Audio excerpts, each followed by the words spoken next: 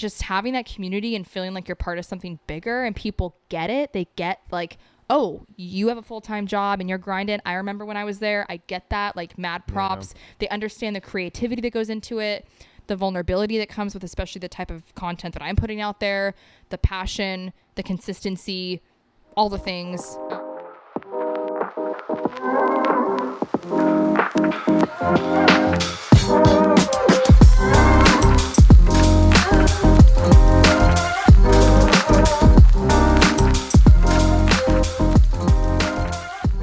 Okay, well, we're back. It's third time's me.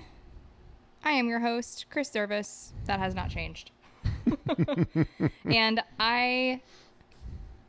some people appreciate this and think this is funny. I've been trying to cut back on drinking a little bit just because, especially in the summertime, I think that we all have more going on socially than the rest of the year. I guess like the holidays in the summer is kind of like the peak social activities. And especially in Oregon, everyone's just drinking all the time because it's beautiful outside and it's just a vibe. You know, drinking a beer on a patio after you get done hiking or doing something outdoorsy. That is Portland.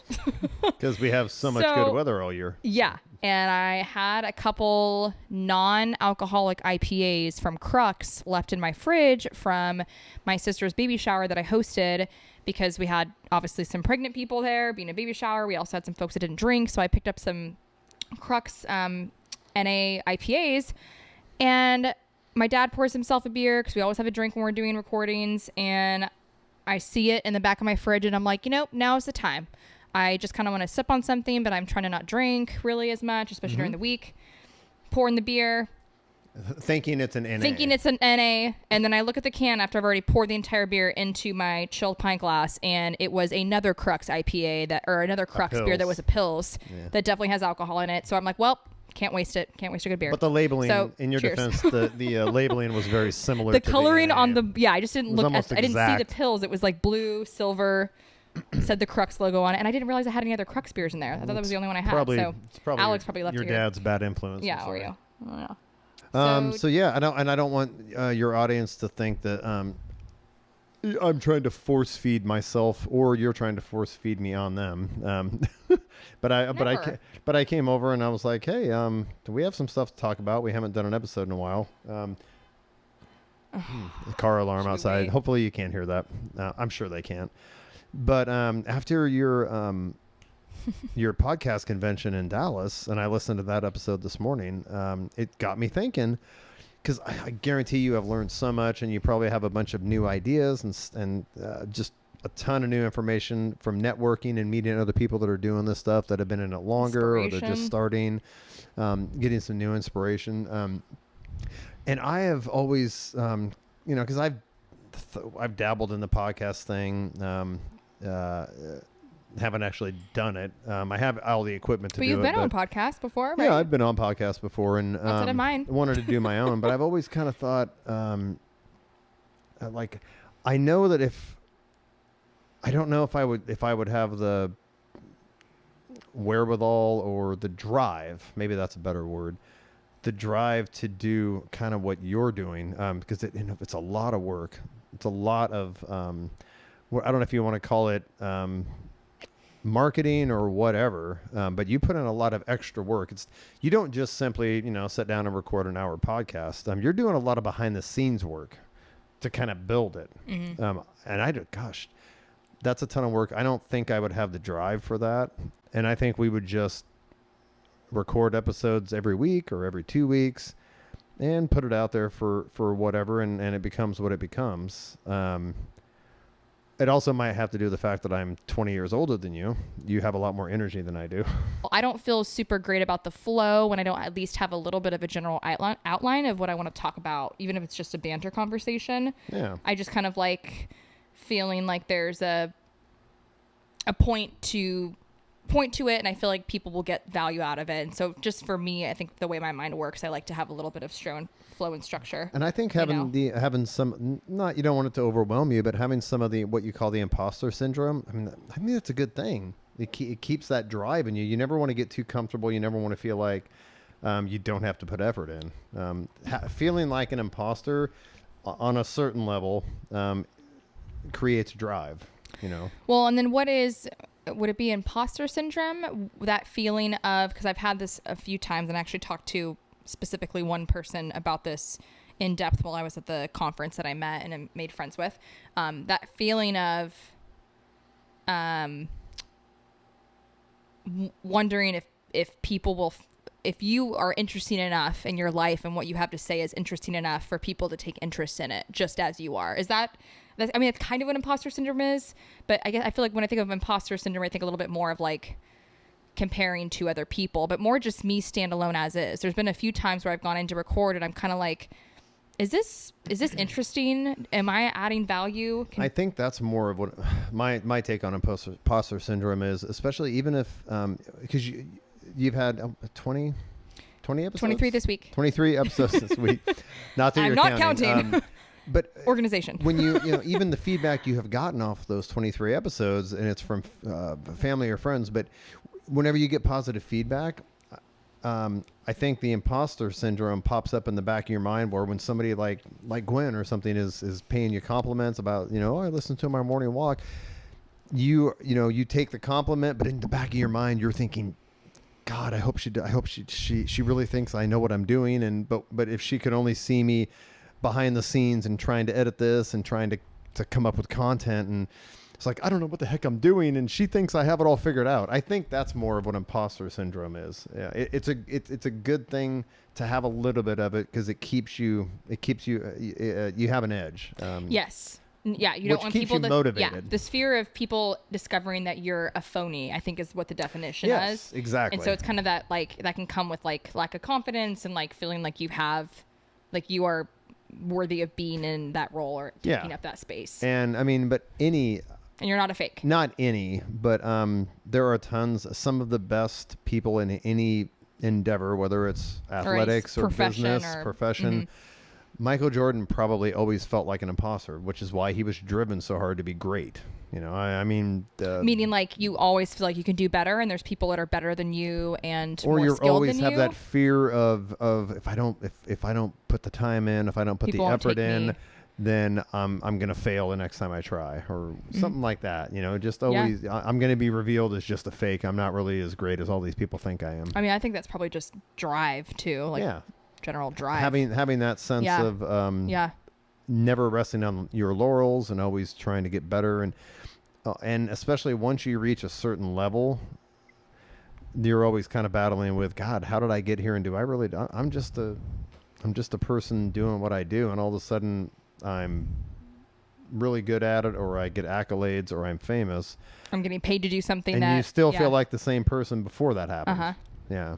And I feel like you watch enough documentaries and interviews and stuff, and I've seen interviews with people that are famous for a variety of different reasons, and like seeing that genuine response from them when they get asked a question about kind of like, what does it feel like to be, this big or this famous, and you can tell that a lot of them are like, it's friggin' weird. I still don't feel like they are famous people, or they are as successful as the world views them as. Yeah, you're like, I'm just a musician, or I'm just a whatever. I'm just a comedian that, likes to tell jokes, and here I am, like one of the top comedians in the world, like whatever it may be.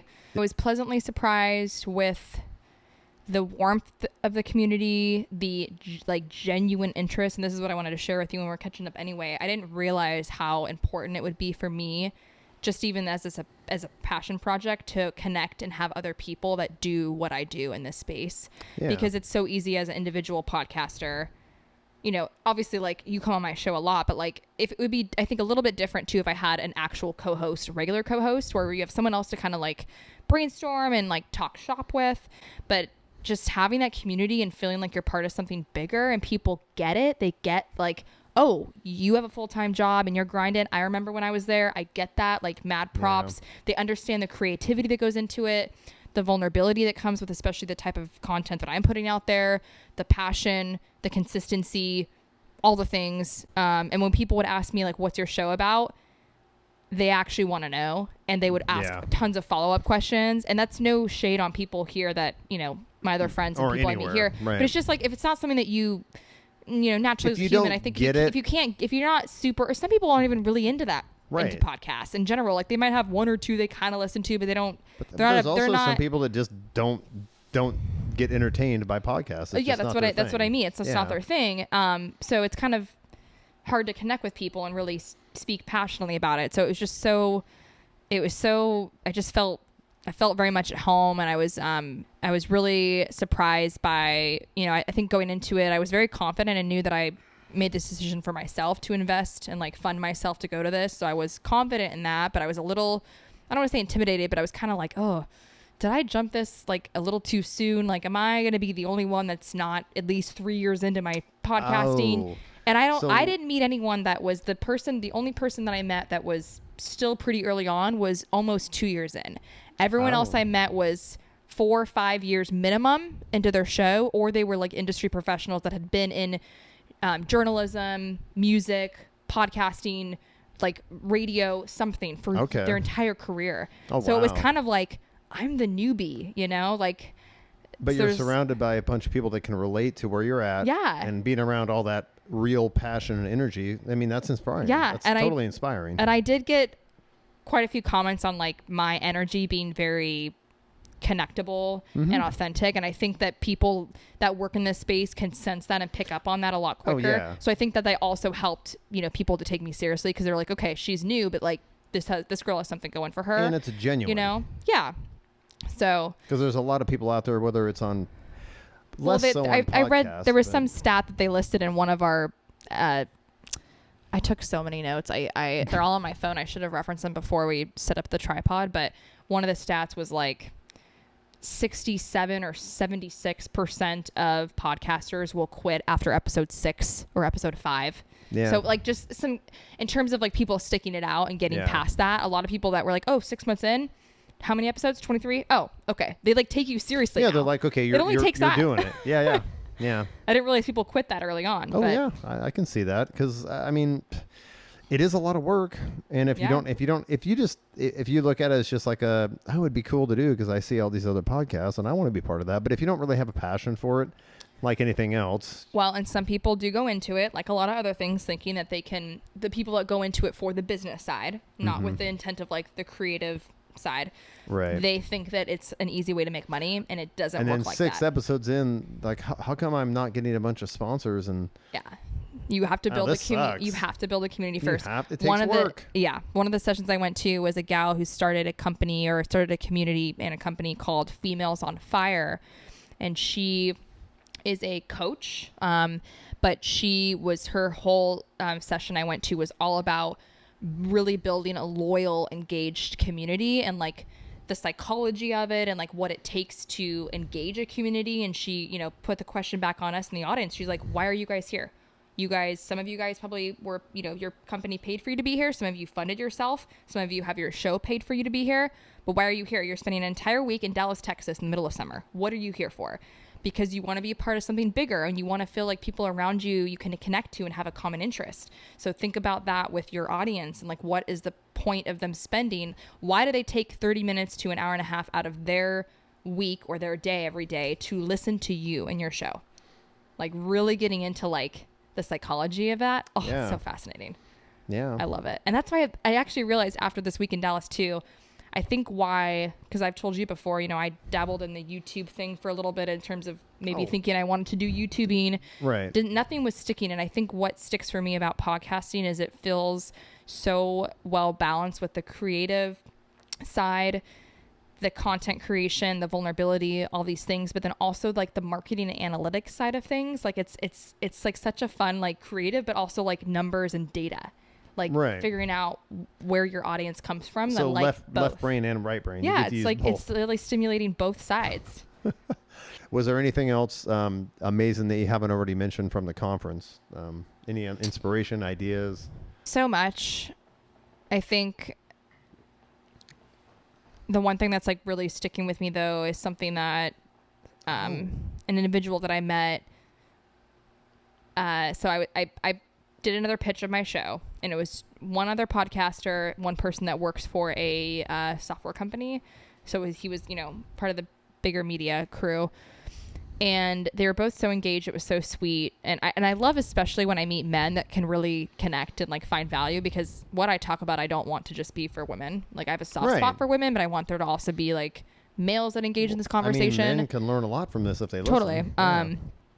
But he was really encouraging me to really lean into my specific unique story and experience of the been engaged twice, called off both engagements myself, never been married, and really kind of utilizing that unique lens. And it was kind of just, and I don't know if anyone else would get this, but it really was grounding for me, because I think as the show's gone on, and maybe you've kind of witnessed this from afar, I've kind of had a little bit of, not anxiety, but kind of a little bit stress about like, okay, I need to make sure that like the episodes that I'm doing are very relevant and like everyone can relate to them, and like just not kind of going back to like what the inspiration for the show was, and really sticking to that and just telling my story and my learnings, and really just leaning into like all the life experiences that have come from that, and really like marketing myself and leaning into that unique thing. And I think that kind of goes back to like the little bit of confidence, and just, you know, understanding that like I have a unique story and this is my thing, and like no one else has an exact experience, and just not being afraid to really use that as kind of what makes me stand out, right? Because there's other podcasts out there that talk about relationships and sex and dating and exes. So what makes me special?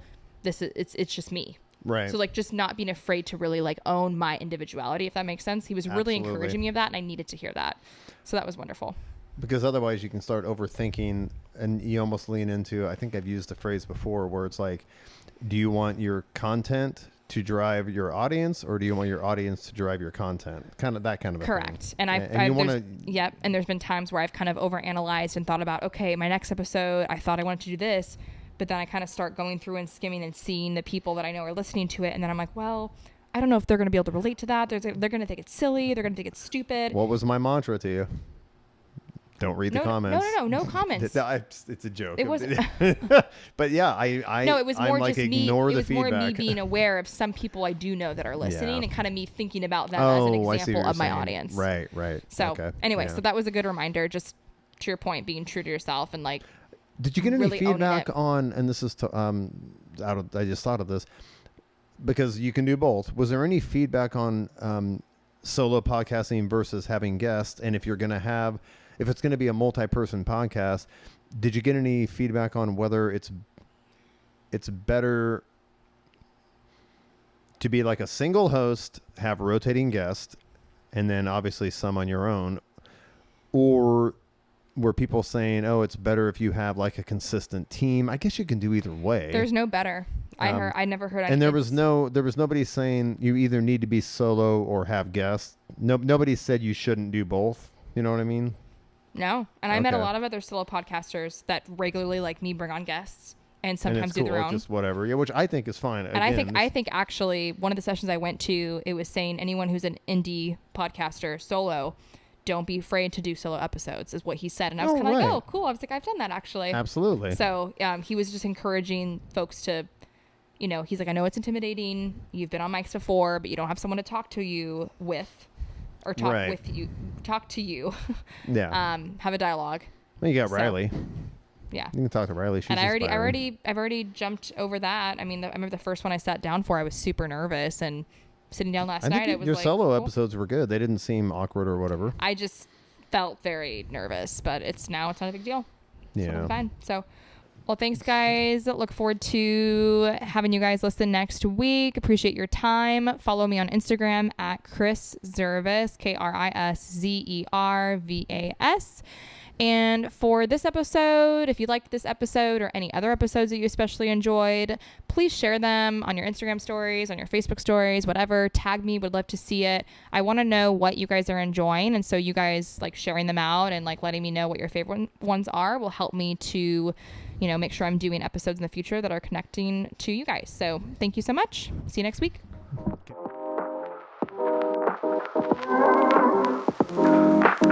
Okay.